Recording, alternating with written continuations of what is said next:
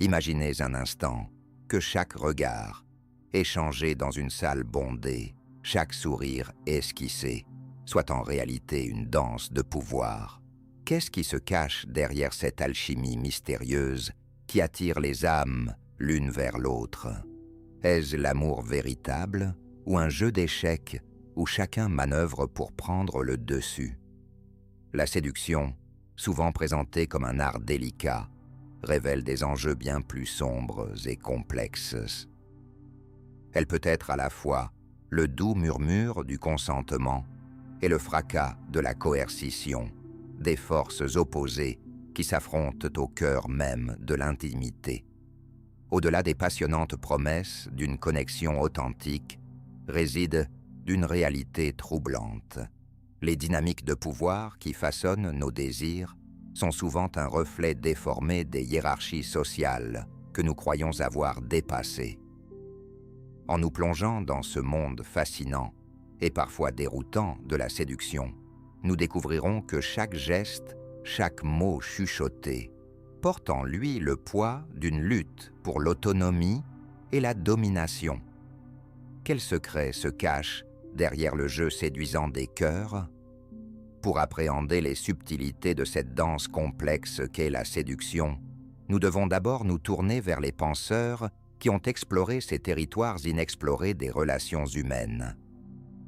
Des philosophes comme Friedrich Nietzsche ont mis en lumière la volonté de puissance, cette pulsion fondamentale qui anime nos interactions.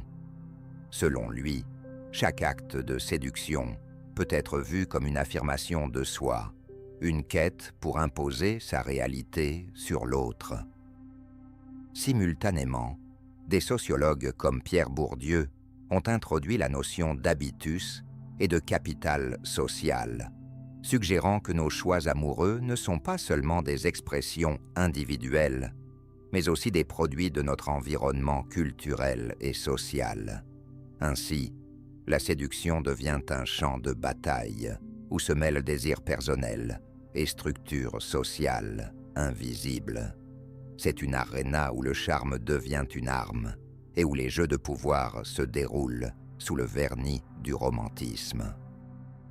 À travers le prisme de ces théories, il apparaît que chaque flirt peut être interprété comme une stratégie soigneusement orchestrée, un mouvement dans un jeu d'échecs émotionnels dont les règles sont souvent dictées par des normes sociétales pénibles à défaire.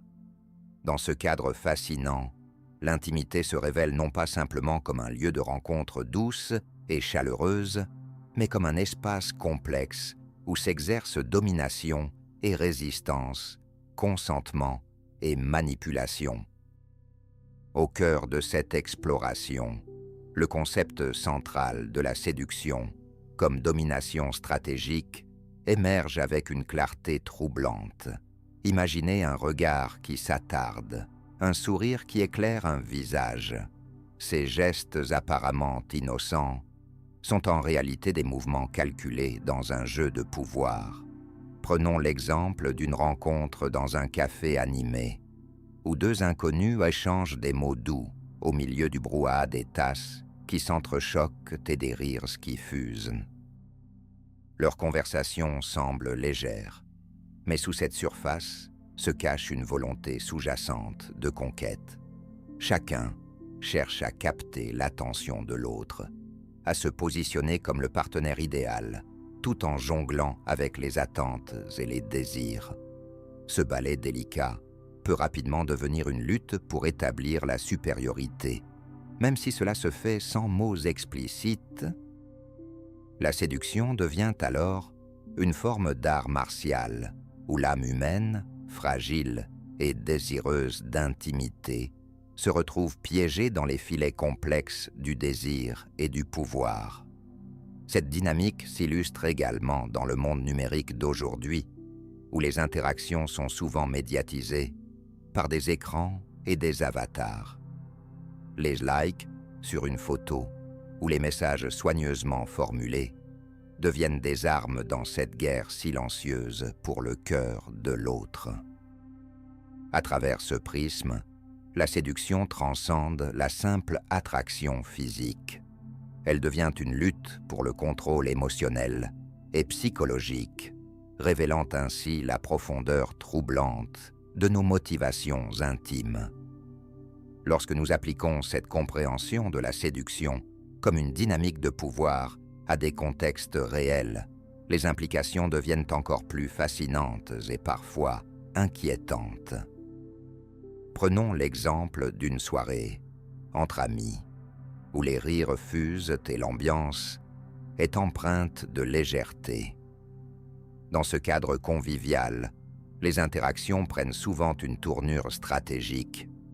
Un homme qui flirte avec une femme peut le faire non seulement par attirance, mais aussi pour affirmer son statut social parmi ses pairs.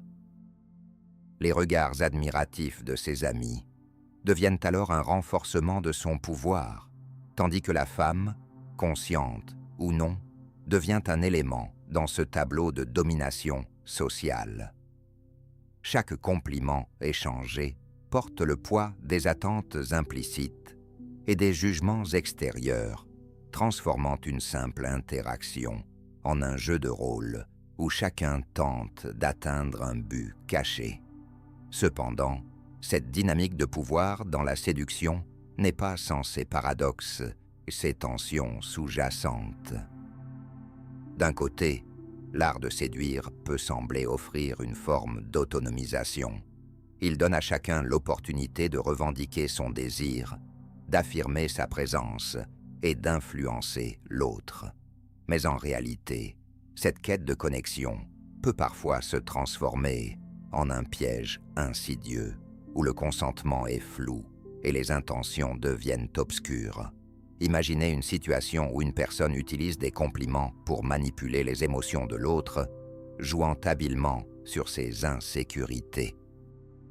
Ce type de flirt peut sembler inoffensif au début, mais il peut facilement glisser vers une exploitation émotionnelle.